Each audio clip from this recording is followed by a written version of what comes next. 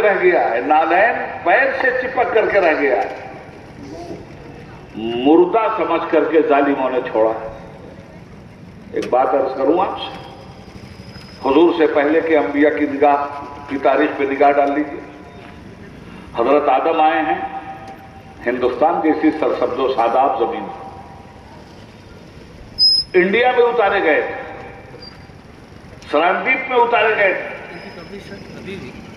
जो जमाने में हिंदुस्तान का हिस्सा था।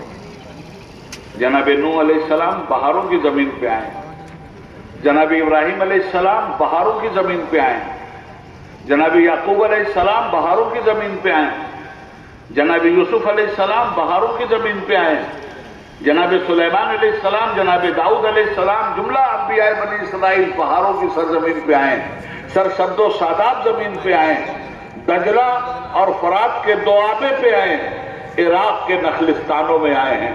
मगर मेरे मुस्तफ़ा को जब रब ने भेजा, अपने हबीब को जब रब ने भेजा तो दोआबे पे नहीं भेजा, सहरा में भेजा।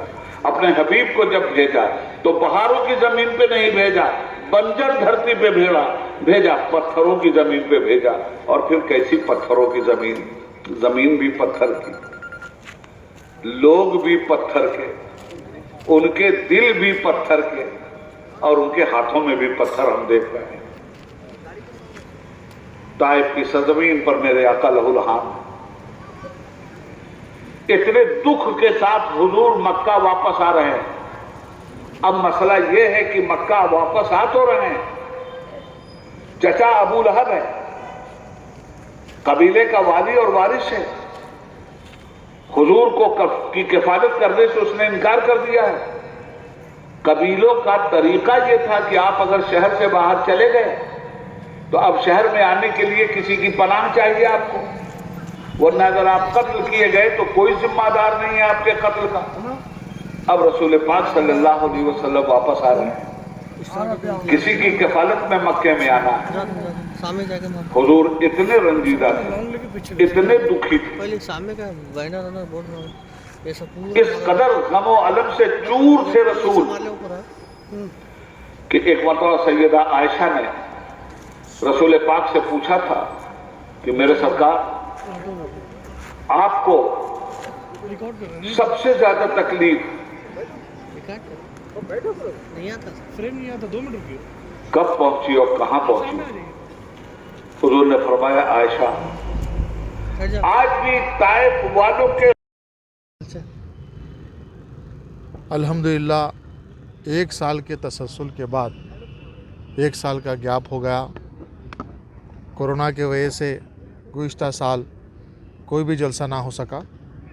अल्हम्दुलिल्लाह ये साल शब मिराज 12वां जलसा ये कुल हिंद बज़्म रहमत आलम की जानिब से 12वां जलसे शब मिराज आज खुली खुतूशा स्टेडियम में मुनक़्क़िद किया गया। अल्हम्दुलिल्लाह इस जलसे की निगरानी हाफ़िज़ मुज़फ़्फ़र हुसैन ख़ान क़ादरी बंद नवाज़ी साहब ने की और बहुत कामयाब तरीक़े से जलसा हुआ। और जो मेहमान हमारे मुक़र्रिर थे मौलाना उबैदुल्लाह ख़ान आज़मी साहब जो मुंबई से तशरीफ़ लाए थे, उनका बहुत बेहतरीन यहाँ पे ख़िताब रहा। लोगों ने खूब उससे मुस्तफ़ी हुए और जैसा कि दुआ हुई, और हम दुआ करते हैं कि ये जलसों का सिलसिला कुल हिंद बज़्म रहमत आलम की जानिब से जारी रहेगा।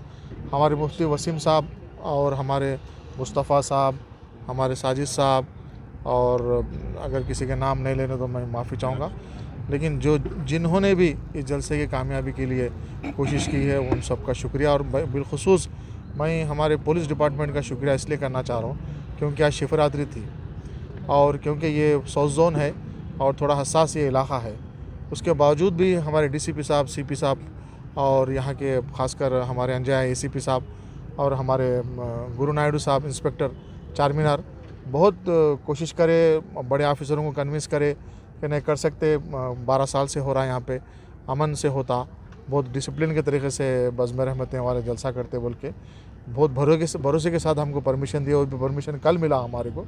उसके बावजूद भी अल्हम्दुलिल्लाह बहुत बेहतरीन और कामयाब जलसा ये मुनक़्क़िद हुआ, जिसके लिए मैं आप सब लोगों का शुक्रिया अदा करता हूँ।